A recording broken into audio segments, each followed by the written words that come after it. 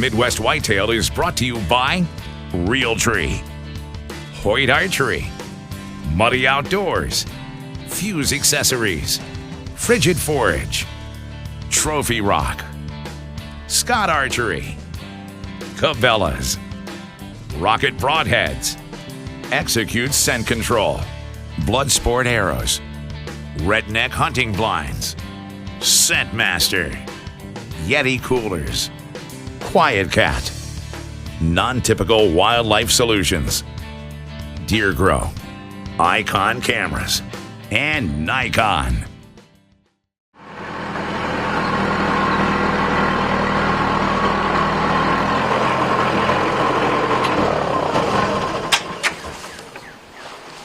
Welcome to Midwest Whitetail. On today's episode, we're going to wrap up the off-season series. This is going to be the very last episode of the 2015 off-season series. I'm going to cover two topics today. I just pulled into a food plot here that was planted to clover last spring. And there's a ton of clover in here, but there's also a lot of weed competition. Most of it is broadleaf weeds, which with the mowing will clean up really well. It doesn't take a whole lot. Usually you can spray them and remove grasses if you need to, but really just a good mowing a lot of times is all you need to do to really clean these things up. Mow it close to the ground, give the clover a nice head start coming back up again and outcompete the weeds. Second part of our episode today is going to be the final steps of a poor man plot. And we started this one, I think it was 2 or 3 weeks ago. Sprayed it and talked about it. This week I'm going to do the final steps, including spraying it with the plot start and seeding it down. We got to burn the dead grass off first. So should be a lot of excitement today. We always have a lot of fun whenever we get to start a fire here on the Midwest Whitetail Show. I'm going to dive into this one, and you can see all the before and after. I'm sure we'll give you plenty of cutaways here. You can see all the clover that's in here, and the deer are really using it. But unfortunately, if I don't take care of this plot, it's going to all go to weeds. But it'll be a ideal, perfect spot to hunt out of come fall once I get it all cleaned up here.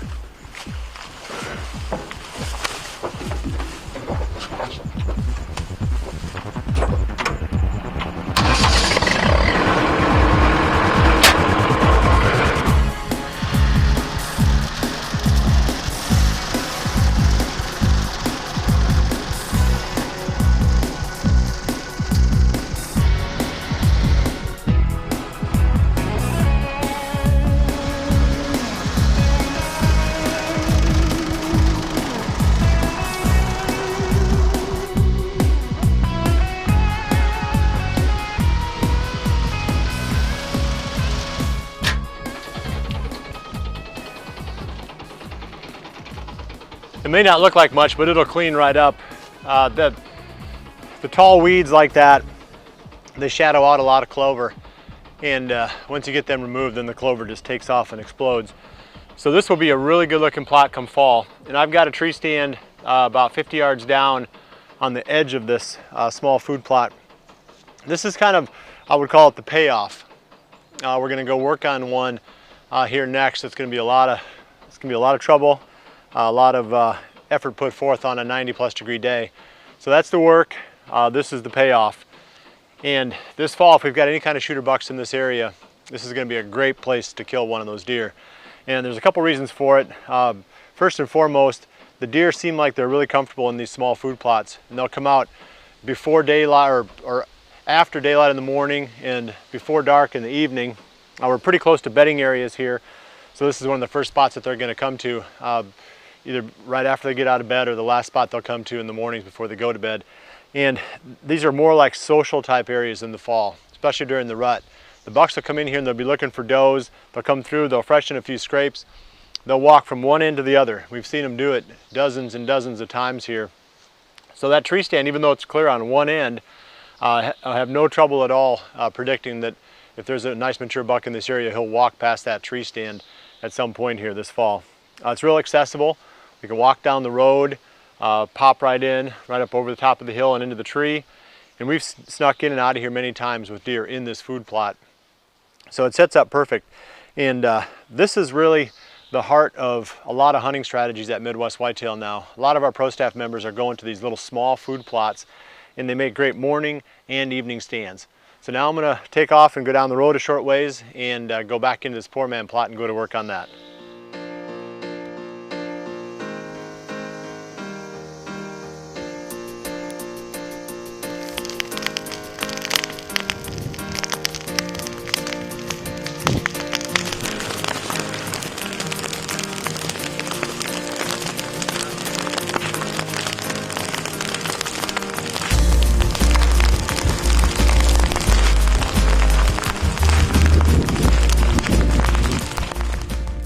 We've got the thing burning now.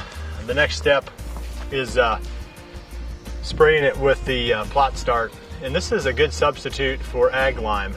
And some of these little small plots like this, it's pretty tough to get back in here with equipment and spread, you know, maybe several hundred or even 1,000 pounds of ag lime or more. But I can do an equivalent job with just well, I got about half an acre there, a little bit more than a half an acre. This jug will do an acre. And it's liquid calcium basically with some micronutrients in it. So it does a good job of kind of neutralizing the pH plus boosting the organic or microbial action in the soil. Generally we've got decent P and K on these little ridges. Not great, we'll have to fertilize it at some point, but normally we found that our pH is a little bit low. So even without doing a soil test, I know I've got to raise the pH, and that's where the plot start comes in. Real simple to do. I'm just going to put it in the backpack sprayer with some water, and I'm going to just move along at a steady pace. My goal is to use probably about half of this or a little bit more back in here. So that's where we're at. I was going to rake this thing after we burned it here, but it burned it so thoroughly. You know, you can tell where the spots where I missed it with the Roundup, but everything that was dead, it burned so well that all that's back there is just ash now. It doesn't really do any good to rake it. So we'll just spread the seed right on top, and that ash will just fall right on top of the seed. The next rain, it should kick it right off and get it growing. So those are the steps. Spray it with plot start, spread the seed, and I'll probably come back in a few days before the seed germinates and hit all those spots that are still green with some more Roundup just to get those killed so we don't have weeds in there to start with.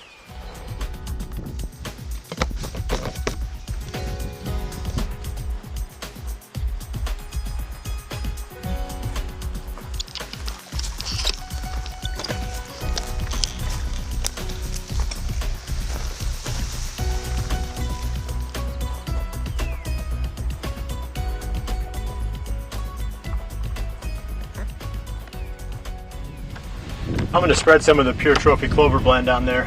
That's, I think there's, let's see, there's Alsite Clover, Mammoth Red, White Dutch, Ladino, and Medium Red.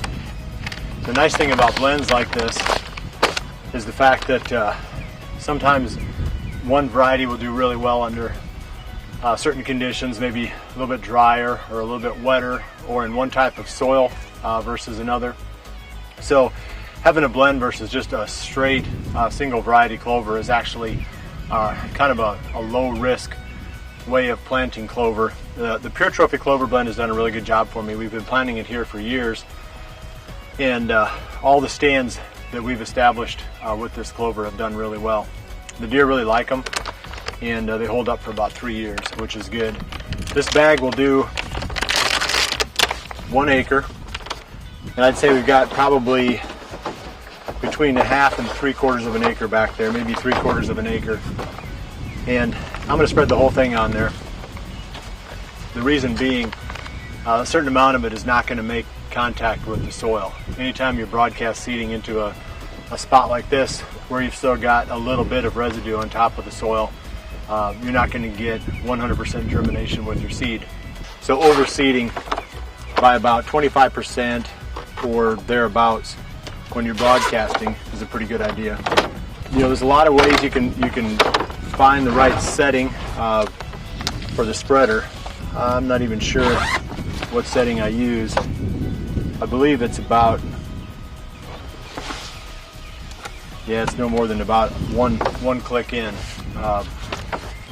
You'd rather start out light and then have to go back over it another time rather than start too heavy and you put too much seed down at first, then you run out of seed, or you just get the seeds too close together and then the plants don't really do well because they're so competitive with each other, trying to get nutrients and moisture.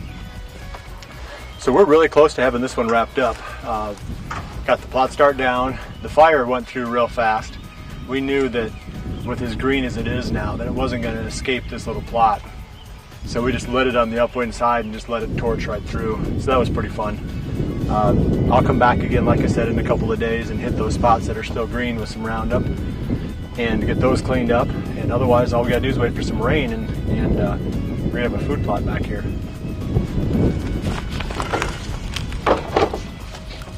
Let me talk real quick about what this spot, what type of a spot this is. There's a bunch of bedding on the back end of this ridge. And this is a commercial ag field out here. This is going to be soybeans this year. There's plenty of beans in there. It'll probably do really well. So the deer are going to come out of the bedding area through this sort of staging area plot that we're working on right now, and then out into this larger ag field. It's a perfect spot for catching them early in the evenings. I wouldn't hunt it in the mornings because you got to be too close to these large ag fields, and that doesn't work that well. I mean, all we got to have, there was a really nice 10-pointer that was showing up here during the late season. And once we get a fix on that deer age-wise, he might be a good target back in here. So that's kind of one that we've got in mind. And there's likely to be some others that will move in too. So once we get this all established and working back here, we'll throw a couple cameras up and see if we've got any mature bucks using this area.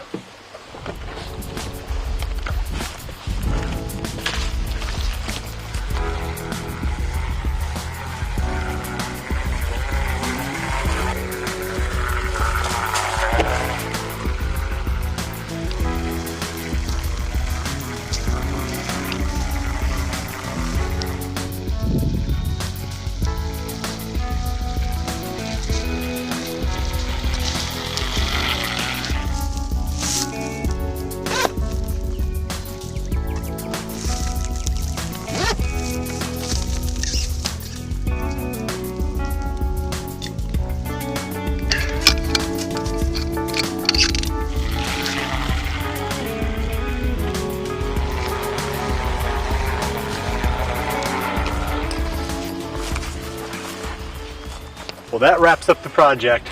This will be a good spot to hunt. I've got the old stand right here. I'm going to be putting a couple of muddies up into a big white oak back off about 15 yards off the edge of the plot here. That also wraps up our Midwest Whitetail off-season for 2015. I hope you enjoyed it. We got into quite a few deer subjects, and probably not quite as many as we were hoping to, but these poor man plots, they generally are the ones that are the most useful to our viewers, and I think we got 2 or 3 plots or episodes where we covered these poor man plots. So go back and check those out. That's something that you can do in the area that you hunt. Very affordable, fairly easy to do. It's hot today, so I'm sweating and it seems like a lot of work, but these really aren't all that difficult. And they're so beneficial when the fall comes. We'll be hunting over this spot, or at least we'll be showing it to you so you can see how it turns out. And we'll show you that spot that I mowed earlier this afternoon when we come back again with the regular season episodes starting towards the end of August. Usually we come in right around the 3rd week of August. And between now and then, we're going to be preparing for the fall season, starting to get out and find some of the bucks that we'll be hunting this year. We like to film a lot of summertime bucks. They tend to come out a lot. They're daylight active. Even some of the most mature bucks on the whole property are so visible during the summer. It's a lot of fun. In fact, I'd say the last week of July and the 1st week of August is when mature bucks are the absolute most visible, even more so than during the rut. So we're going to be out filming and putting together a list of targets for this fall.